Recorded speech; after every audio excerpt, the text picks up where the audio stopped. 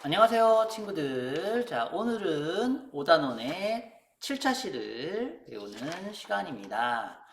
이번 7차 시에서는 착한 사마리아인의 법이라는 영상을 통해서 다른 사람의 생각과 나의 생각을, 즉, 관점을 비교하는 활동을 해보도록 할 거예요.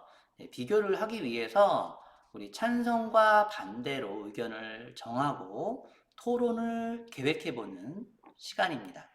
네, 토론은 우리 8차시에서 하게 되겠지만 우리 7차시에서는 토론을 위한 준비를 하는 만큼 준비가 잘 돼야 토론이 가능하겠죠? 네, 토론을 위해서 집중 해주시기 바랍니다.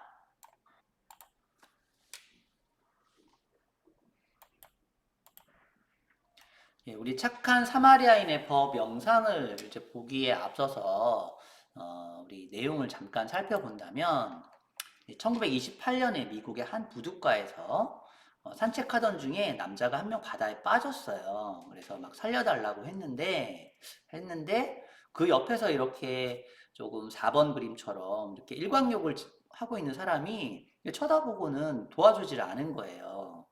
막 살려달라고 하는데 헬프미 하는데도 결국은 그 바다에 빠진 사람이 사망을 했고 그 사망한 사람의 가족들이 그 일광욕을 즐기고 있던 사람에게 소송을 걸었어요. 왜 도와주지 않았느냐?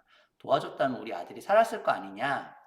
네, 그렇지만 그 당시에 법으로는 어, 도와줄 의무가 없다.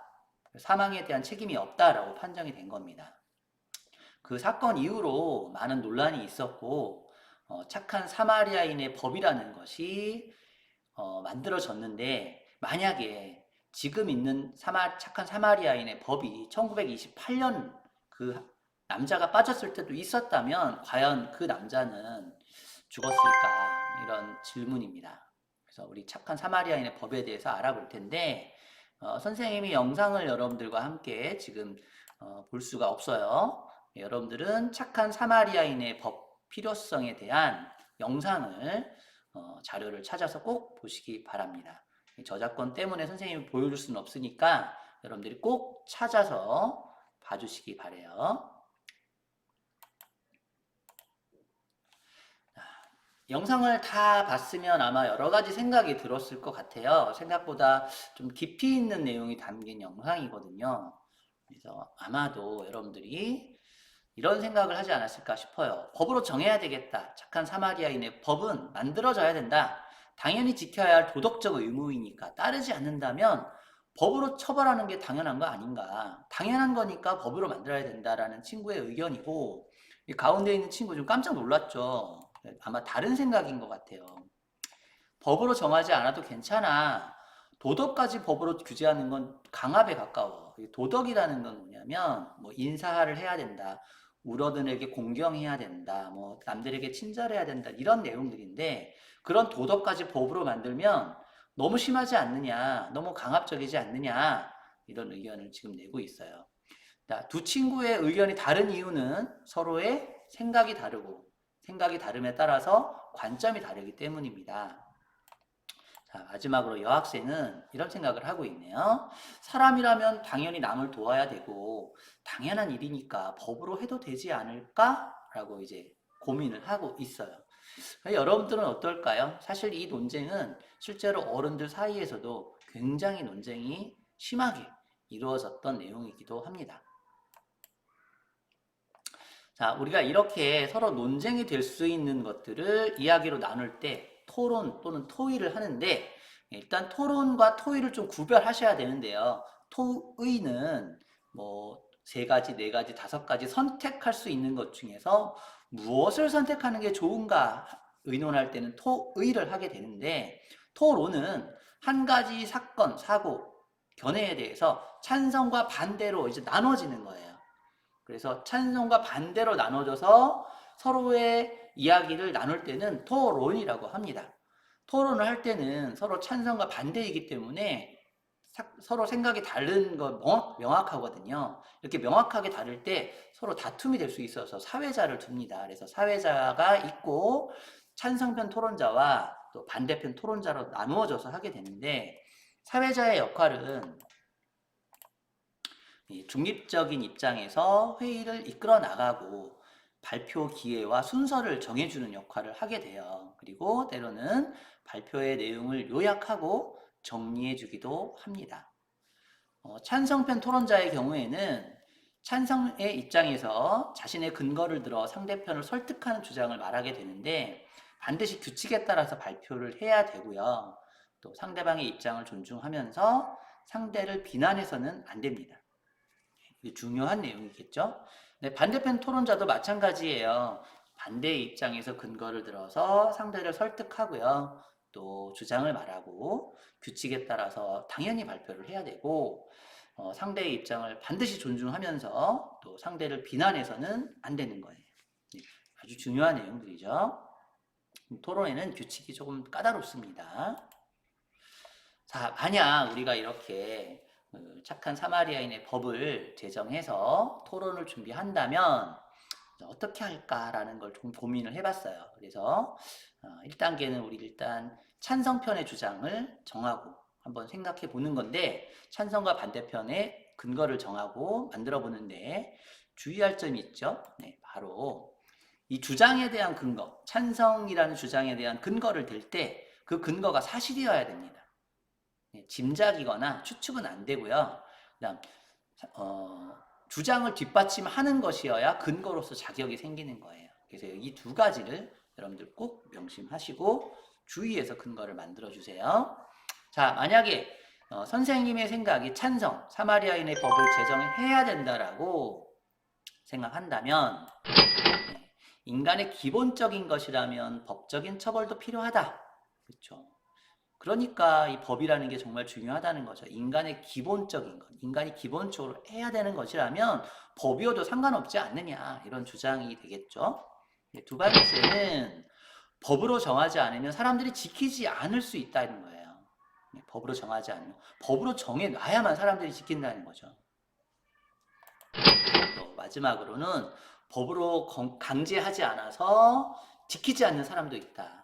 그러니까 그냥 지키는 사람도 있겠지만 법으로 강제하지 않으면 지키지 않는 사람이 있으니까 법으로 만들어야 된다. 그런 내용입니다. 우리가 만약에 반대편이라면 또 어떤 근거가 나올 수 있을까요?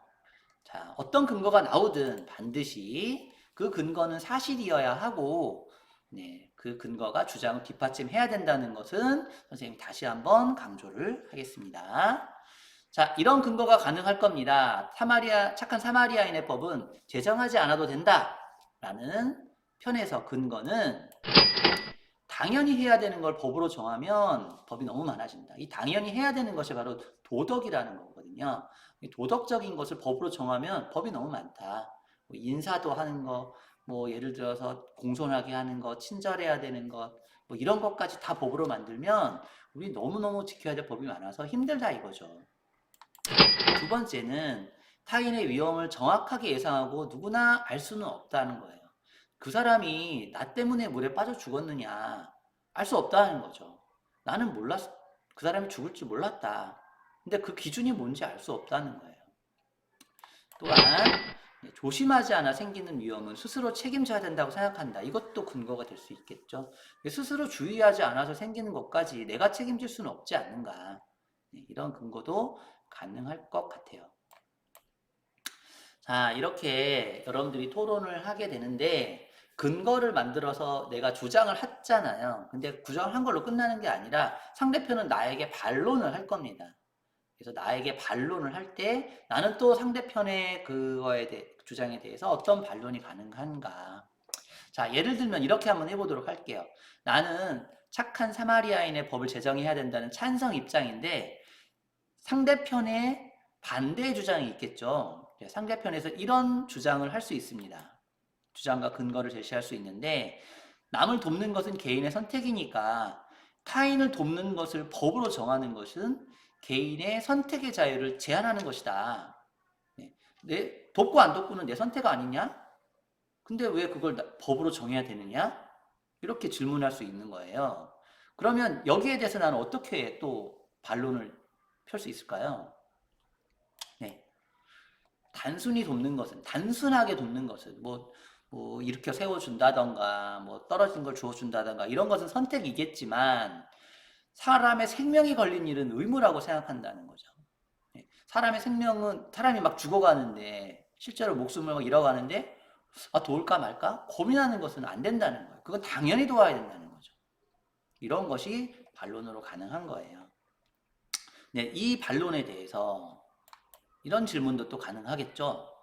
과연 그 일이 사람의 생명에 걸린 일인지 분명하게 판단할 수 있는 기준이 있습니까? 라고 질문할 수 있는 거죠.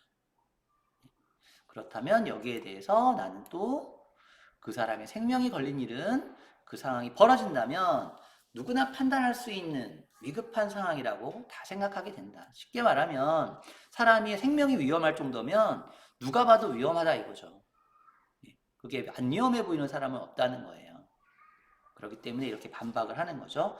사실은 우리가 이렇게 토론을 할 때는 내 주장과 근거도 생각을 하지만 상대편도 어떤 주장을 할까 생각을 해보고 그 근거를 내가 반박하는 것도 준비를 하는 겁니다. 그렇게 함으로써 상대편의 입장을 좀 곤란하게 만드는 것도 내가 해야 될 일이고요. 또한 상대편이 나를 어떻게 나의 근거에 대해서 반론을 제기할까 고민해보고 그 반론에 대해서 내가 다시 반론을 하는 것도 준비를 해야 되는 겁니다.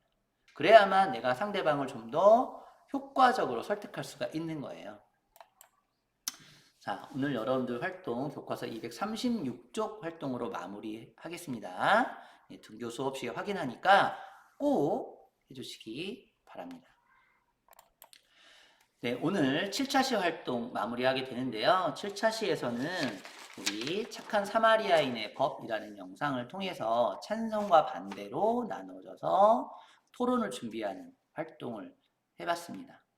네, 그리고 반대에 대한 나의 의견에 대해서 반대하는 사람 반론을 제기하는 것에 대해서 예상해보고 또 나도 상대방의 주장에 대한 반론을 준비해보는 것까지 오늘의 활동입니다.